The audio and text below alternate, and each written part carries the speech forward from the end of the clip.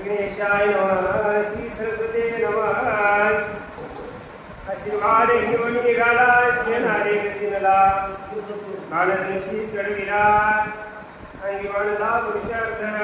वक्रतुंड महाकाय सूर्यकोटी समप्रभ निर्विघ्नं कुरु मे देवो सर्वकार्येषु सर्वदा. देवा तूच गणेशो सकलार्थमते प्रकाशो मने निवृत्तिदासो अवधारी जोजी.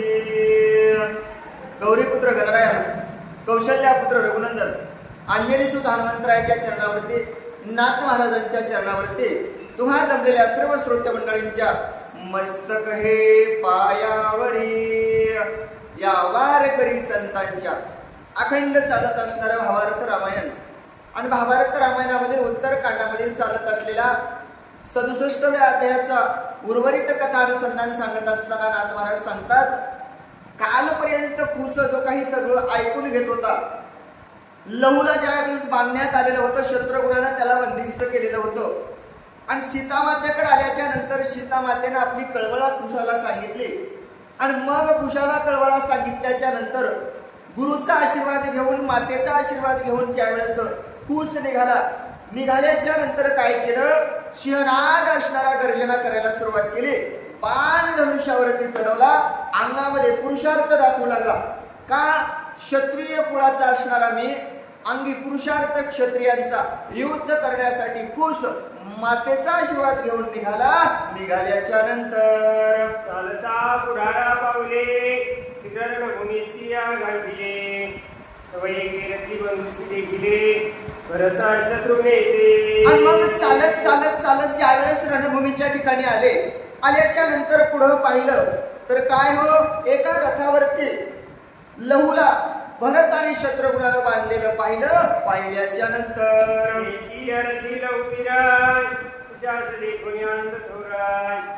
मने सुरवाला राजोजी सत्वरान हर्षण माये पृथ्वीवरी. आणि त्यावेळेस लहूचं लक्ष दादावरती गेलं. लहूनं कुशला पाहिल्याबरोबर मनामध्ये आशेचं किरण उमजला, आनंद मनामध्ये झाला. का? कारण माझा दादा मला सोडवण्यासाठी आलेला आहे. पाहिलं, अहो गगनामध्ये नव्हे पृथ्वीवरती सुद्धा आनंद मावणार नाही एवढा आनंद त्या ठिकाणी लहूला वाटू लागला.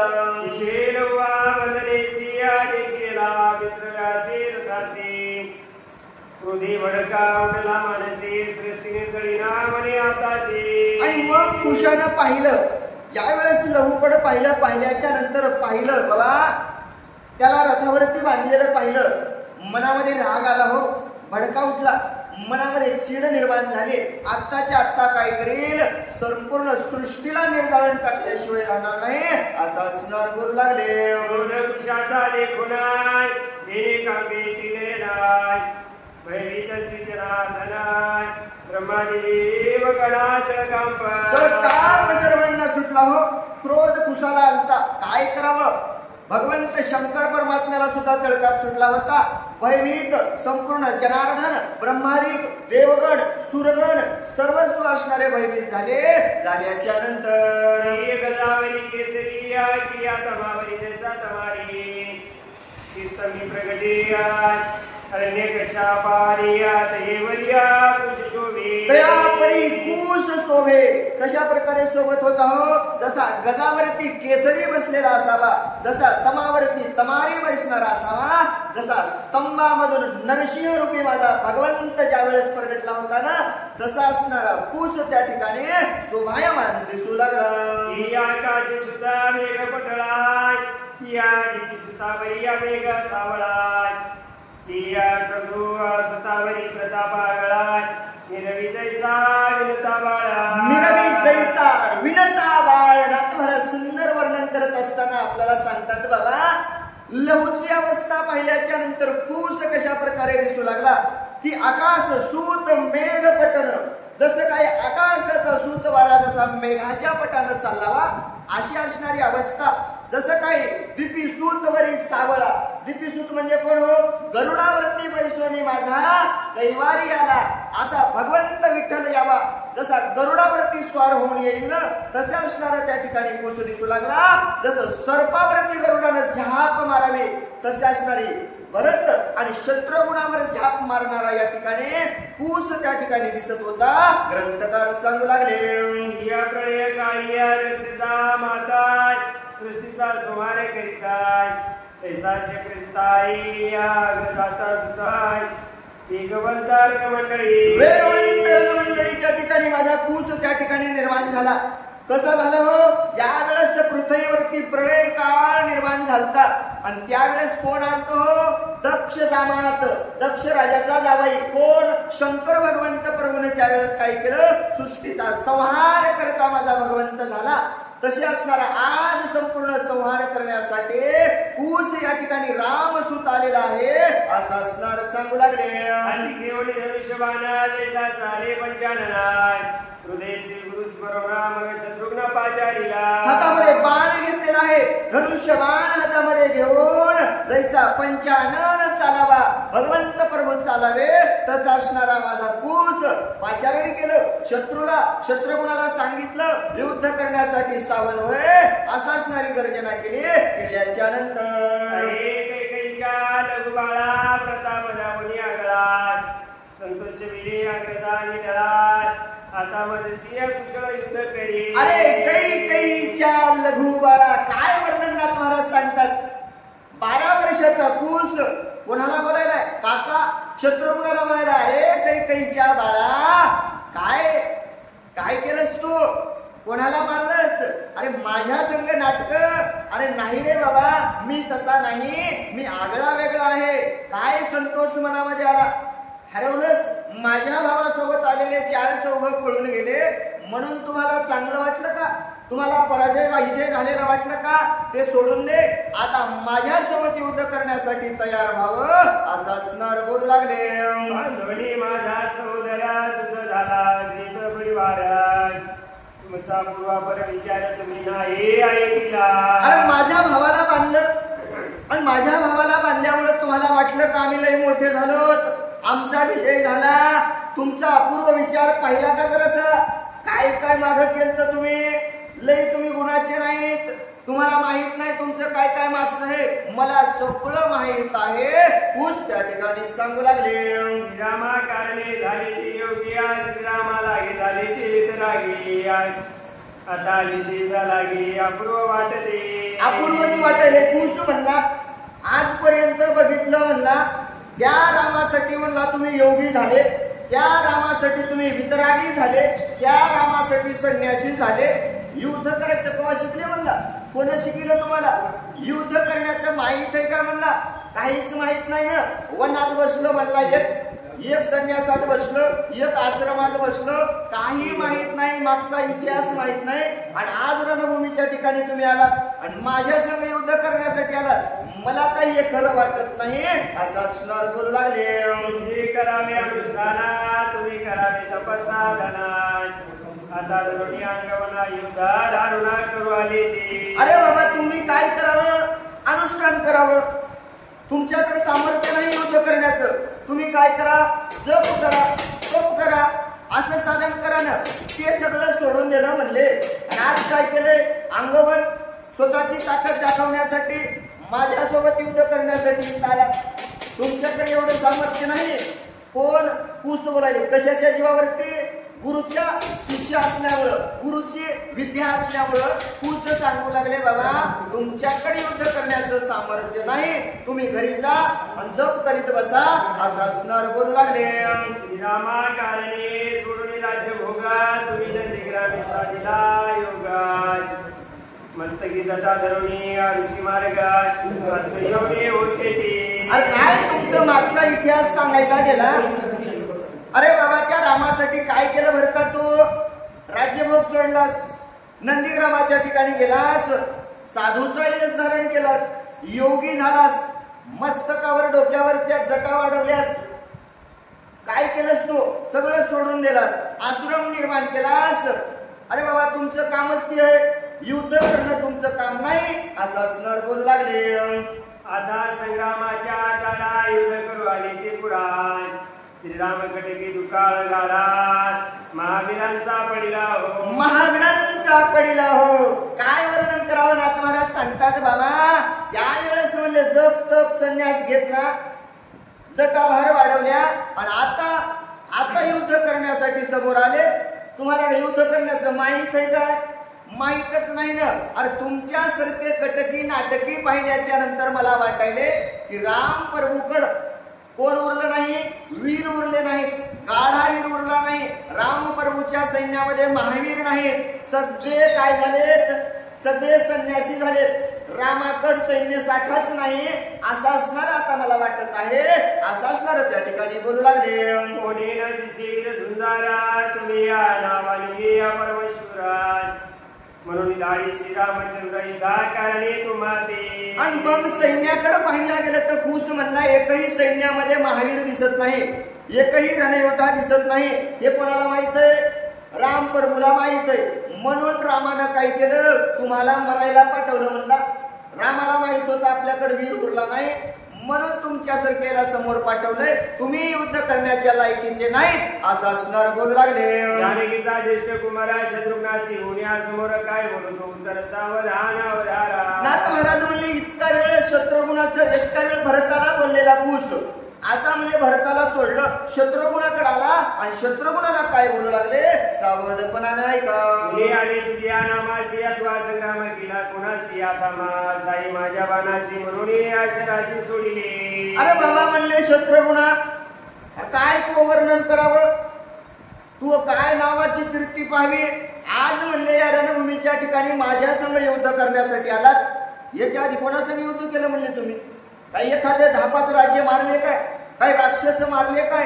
अरे काहीच नाही ना. तुम्हाला बाणच चलवा येत नाही ना, काहीच कळत नाही. तुमचं नावच कसं वाढलं मला हेच कळत नाही म्हणले. आणि आज तुम्ही या ठिकाणी रणभूमीच्या ठिकाणी युद्ध करायला आलात तर आलात ठीक आहे म्हणले. आता जर तुमच्याकडे सामर्थ्य असेल तर माझ्या बाणाचं उत्तर बाणानं द्यावं असं असणार बोलू लागले.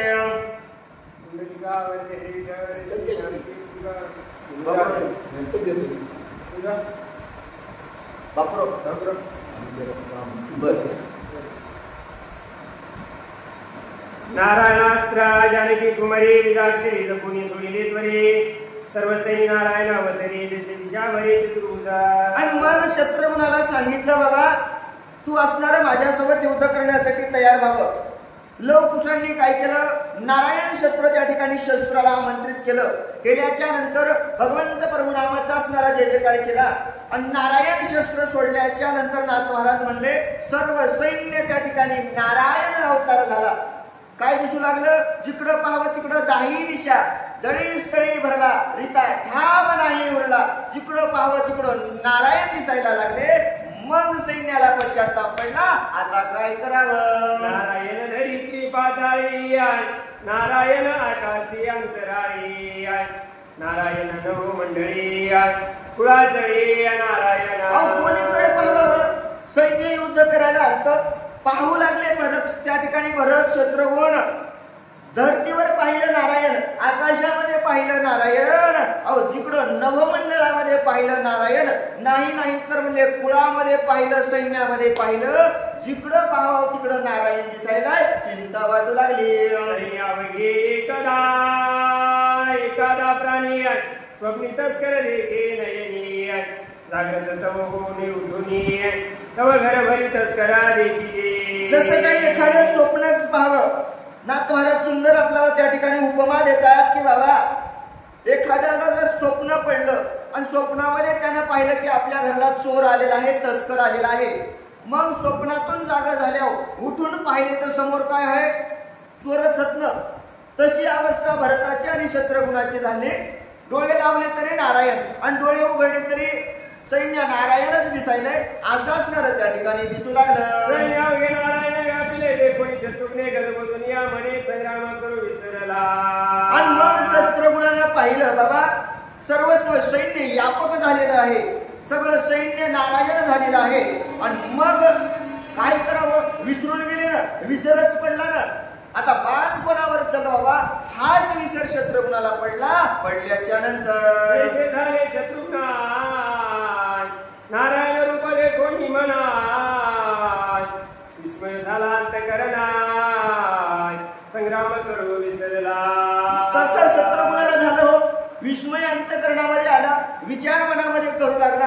आलतो कशासाठी, अंत्यच कार्य विसरून गेला. मंदिरावर आलो हरिपाठ म्हणायला, पोथी वाचायला, पण तेच मंदिरावर आल्या विसरून गेलं की आपण आलो कशाला, कशाचे हो, कशामुळे झालं. नारायण शस्त्र सोडल्यामुळं रणसंग्रामाच्या ठिकाणी मी युद्ध करायला आलो, हीच भावना त्या ठिकाणी शत्रुघ्न विसरला. विसरल्यानंतर सर्वेचे कुशे परमसत्वरा बालिया विंदोनी पाहिलाय कैकेयी कुमाराय. कैकसी कुमाराच्या धरुणी बांधिला गेला, रथातळी उतरविला. मग तितक्या वेळामध्ये काय केलं, पूस म्हणला आता वेळ घालण्यात मजा नाही, वेळ कमी आहे म्हणला, आताच हे गुंगलंय म्हणलं, एकदा उठल्यावर पुन्हा आवरणार नाही. म्हणून दुसरा बाण सोडला. बाण सोडल्याबरोबर शत्रुघ्नाला धरलं, धरल्याच्या नंतर रथावर बांधलं. रथ असणारा तिथून कोणीकडे नेऊ लागले, ग्रंथकार सांगतात. रथ मोडीला चपेट घाते, लव्वा सोडून या घेतला तिथे आहे. सवेची पाचारिले भरताते, तुम्ही यावे संग्रामा. शत्रुघ्नाला बांधलं, रथ शत्रुघ्नाच्या बाजूला काढला, जिथं लहूला बांधलेलं होतं लहूला सोडलं, ते रथ असणारा मोडला. दोघं भाऊ एकत्र आले, शत्रुघ्न बांधलाय. आता राहिलं कोण, भरत. भरताला आता पाचारण केलं. भरता, जर तुझ्याकडे सामर्थ्य युद्ध करण्याचं असेल तर ये बाबा रणभूमीच्या ठिकाणी, मी युद्ध करण्यासाठी तयार आहे, असं असणार बोलू लागले. पुरुषवरे भरताते, तुम्ही पादुका पूजाया घराते, अथवा परभारी नंदीग्रामाते, अनुष्ठानाला गिया जावे. तूच सांगू लागला भरता, तू काम नाही मला युद्ध करण्याचं, तू काही क्षत्रियासारखा वागत नाहीस. तू काय केलंस, 14 वर्ष राम वनवासाला गेल्यावर डोसक्यावर चपला पादुका घेऊन बसलास तिथं. तू काय कर, तिथं काय त्या पादुकाचं पूजन करीत बस. तुझ्याच्यानं कारभार करणं शक्यच नाही, तुला काही जमतच नाही, तू अनुष्ठानाशिवाय दुसरं काही करू शकत नाही. युद्ध करण्याचं तुझ्याकडे सामर्थ्य नाही. कशामुळे बोलत असेल हो, फक्त लल करायचं होतं भरताला, राग मनामधून आणायचा होता. कुस म्हणू लागला, हे तुझ्याच्यानं जमणार नाही, माझ्या संग युद्ध करणं तुला शक्य नाही, असं असणार बोलू लागले. वचन आहे कोणी भरते तेच क्षणिया क्रोधिया, प्रज्वलिला जैसा वणी म्हणे बाळका समरांगणी, माझा शरस आहे. एवढं वचन भरताना ऐकल्याबरोबर राग आला हो. रागाच्या भरात माणूस शांत राहत नाही. भरत म्हणला, लय बोलू नको, जर तुझ्याकडे सामर्थ्य असेल तर मी सोडलेल्या बाणाचं उत्तर दे, असं असणार बोलू लागले. तू तर या बाळका गारा, मातेचा बाळला नाही गाराय, आता साई माझा शरण, नाही तर या ऋषीचा शरण जावे. अरे भरताला भरत म्हणू लागला, रे खुसा, अरे पाहायला गेलं तर एवढा एवढा हस म्हणला, अरे जावळं डोसक्याचे निघाले नाहीत ना, आणि मला शिकवायला. अरे तुझ्याकडे जर एवढं सामर्थ्य असेल तर मी सोडलेल्या बाणाचं उत्तर दे, नाहीतर आत्ताच्या आत्ता ऋषीपाशी जाऊन शरण जाय, मी सोडून देतो, नाहीतर तू वाचत नाहीस, असं असणार बोलू लागले. मग टाकीला काळदंडा, एकची बाण परी झाली उदंडा, रावणारी तुम्हाला सारे कवितंडा, परिच्यावरी तोडी. मग भरतानं बाण हातामध्ये घेतला, काळदंड नावाच्या क्षत्रिय शक्तीला आमंत्रित केलं. काळदंड नावाची शक्ती सोडल्याच्या नंतर एक बाण सोडला. किती बाण झाले हो, उदंड बाण तयार झाले. ते उदंड बाण तयार झालेले लवकुशानं पाहिलं, जशाच तसं उत्तर दिलं. वरच्या वर बाण सगळे तोडले. तोडल्याच्या नंतर विरे कुशे आय, घातले शिरांचे फांसे आय, रामानुजा कासारीचे संग्राम करू विसरला. मग लहून काय केलं, अग्रज वीरानं काय केलं, कुशानं त्यावेळेस फासा टाकला. फासा टाकला मोहमायेचा. भरतावर फासा टाकल्याच्या नंतर जी अवस्था शत्रुघ्नाची झाली की आता काय करावं, ती अवस्था भरताची झाली. भरत विसरून गेला की मी कशासाठी आलो, युद्ध करायचंय का बांधायचंय, हेच भरताला विसर पडला. पडल्याच्या नंतर भरत बोलला रणी आय, मागे पुढे पाठीला कानाची कोणी आय, तेव्हा खुशी बांधून